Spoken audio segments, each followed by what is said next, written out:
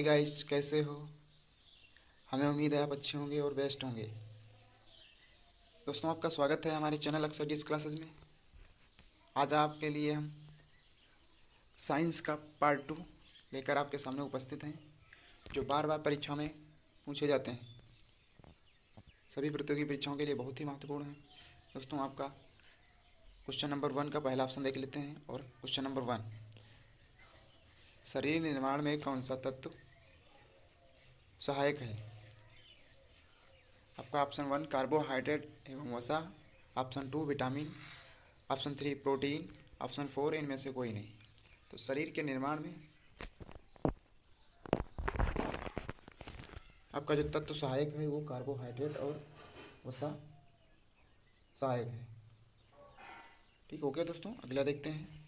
शरीर के निर्माण में कार्बोहाइड्रेट और वसा हमारे जो सहायक होते हैं शरीर के निर्माण बनाने में। अगला देख लेते हैं। आपका ऊर्जा हमें किस तत्व से प्राप्त होती है। तो आपका option number 1 protein, option number 2 vitamin, option number 3 carbohydrate एवं वसा, ऑप्शन 4 ग्लूकोज। तो हमें ऊर्जा जो प्राप्त होती है वो ऑप्शन 1 आपका राइट आंसर है, जो प्रोटीन से हमें ऊर्जा प्राप्त होती है। दोस्तों, ऊर्जा जो हमें मिलती है वो प्रोटीन से मिलती है। अगला क्वेश्चन देखते हैं।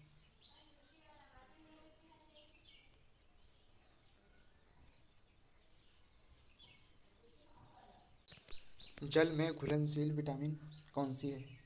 तो दोस्तों, आपको बताना है। Option number 1 vitamin A, option 2 vitamin B, option 3 vitamin B एवं सी, ऑप्शन 4 विटामिन ई।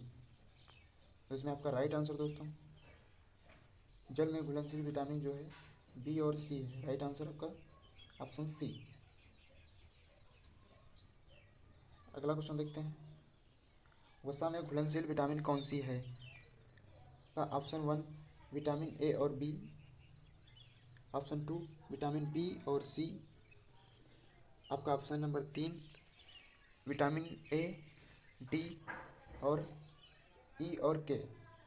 तो दोस्तों, वसा में घुलनशील विटामिन जो है आपका विटामिन ए, डी और ई और के भी है। तो आपका राइट ऑप्शन 3 है, वसा में घुलनशील विटामिन। अगला क्वेश्चन देख लेते हैं आपके। दोस्तों, हमारे चैनल को सब्सक्राइब करें, लाइक करें और शेयर करें। दोस्तों आप लोग हमारे चैनल को सब्सक्राइब और लाइक नहीं करते हैं और ना ही शेयर करते हैं। देखते हैं आप दोस्तों।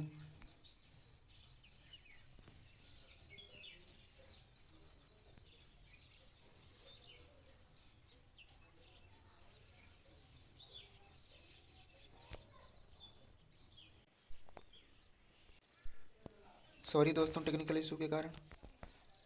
तो दोस्तों, हम कह रहे हैं कि हमारे चैनल को आप सब्सक्राइब करके और बेल आइकन को ऑल पर क्लिक करके ही वीडियो को देखें, जिससे हमारे सारे वीडियो के नोटिफिकेशन आपको मिलते रहें और आप इनका फ़ायदा उठाते रहें। तो दोस्तों, आपका क्वेश्चन देखते हैं। पौधे को जड़ से पत्तियों तक जल और खनिज को पहुंचाने का काम कौन करता है। पौधे को जो है जड़ से पत्तियों तक जल और खनिज को पहुंचाने में काम कौन करता है। आपका ऑप्शन 1 प्रकाश संश्लेषण द्वारा, ऑप्शन 2 जाइलम द्वारा, ऑप्शन 3 सूर्य का प्रकाश और 4 फ्लोएम। तो पौधे को जो है जड़ से पत्तियों तक जल और खनिज पहुंचाने का काम जो है वो जाइलम करता है। ओके क्वेश्चन दोस्तों। अगला देखते हैं। फसलों के अध्ययन को क्या कहते हैं। आपका ऑप्शन है 1 pomology, option 2 agronomy, option 3 agrostology, option 4 mycology. तो फसलों के अध्ययन को हम एग्रोनॉमी कहते हैं। आपका राइट आंसर ऑप्शन 2 है। अगला क्वेश्चन देखते हैं। पौधे को जड़ से पत्तियों तक जल और खनिज को पहुंचाने का काम कौन करता है। दोस्तों, इसमें आपको कंफ्यूज नहीं होना है। ये था जड़ से ये था जड़ से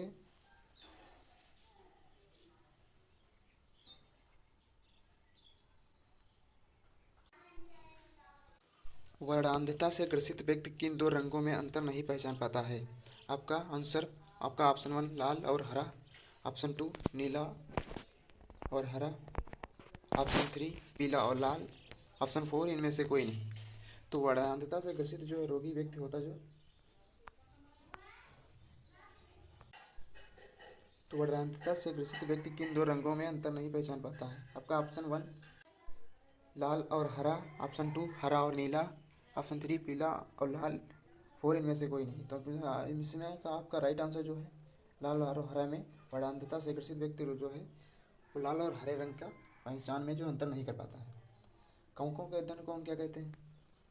आपका ऑप्शन है 1 वायरोलॉजी, ऑप्शन 2 माइकोलॉजी, 3 फाइकोलॉजी, 4 इनमें से कोई नहीं। तो कौकों के अध्ययन को हम माइकोलॉजी कहते हैं। ऑप्शन नंबर आपका राइट 2। अगला क्वेश्चन देखते हैं।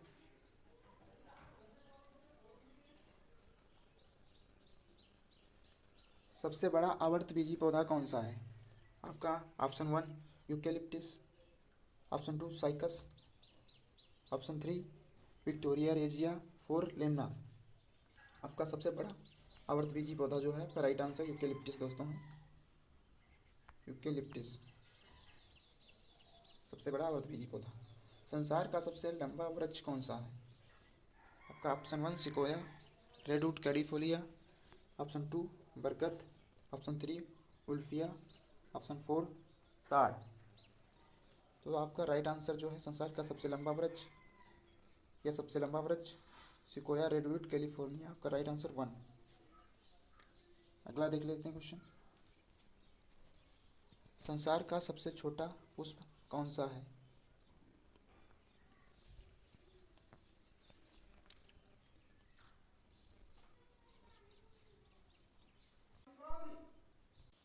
Option 1 rafflesia, option 2 wolffia, option 3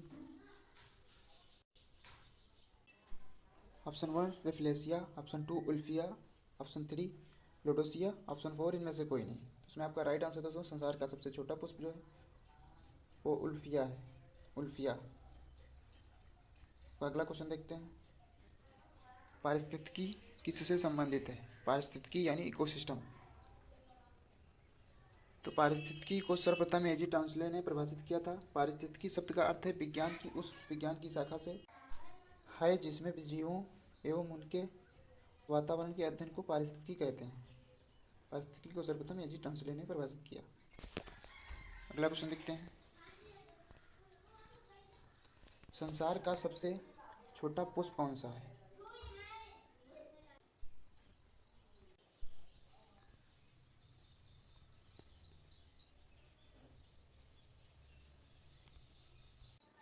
rhizobium नामक जीवाणु को जो नाइट्रोजन का स्थिरीकरण करता है वो किसमें पाया जाता है? दोस्तों एक राइजोबियम जीवाणु है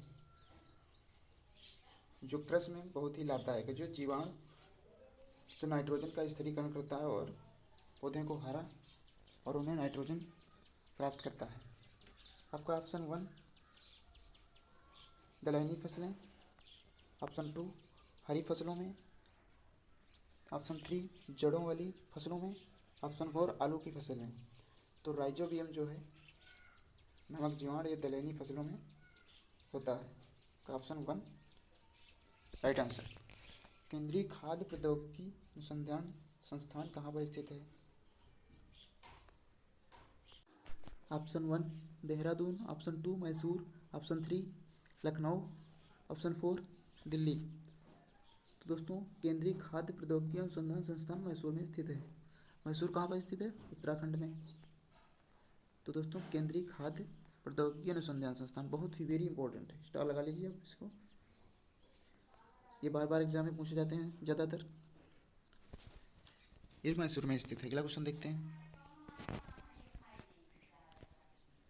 वन अनुसंधान संस्थान कहाँ पर स्थित है? आपका ऑप्शन 1 लखनऊ, ऑप्शन 2 नई दिल्ली, ऑप्शन 3 देहरादून, ऑप्शन 4 मुंबई। इसमें आपका राइट आंसर दोस्तों वन अनुसंधान संस्थान कहाँ पर स्थित है? देहरादून का राइट आंसर देहरादून। अगला क्वेश्चन देखते हैं आपका। राष्ट्रीय डेयरी अनुसंधान संस्थान कहाँ पर स्थित है? आपका option 1 Karnal, option 2 Lucknow, option 3 Bhopal, option 4 नई दिल्ली। तो राष्ट्रीय डेयरी अनुसंधान संस्थान दोस्तों करनाल और हरियाणा में आपका राइट आंसर है। करनाल हरियाणा में स्थित है राष्ट्रीय डेयरी अनुसंधान संस्थान। तो जय हिंद दोस्तों, जय भारत। दोस्तों हमारे चैनल को सब्सक्राइब करें और लाइक करें और शेयर करें दोस्तों, यदि हमारा वीडियो पसंद आया हो। धन्यवाद।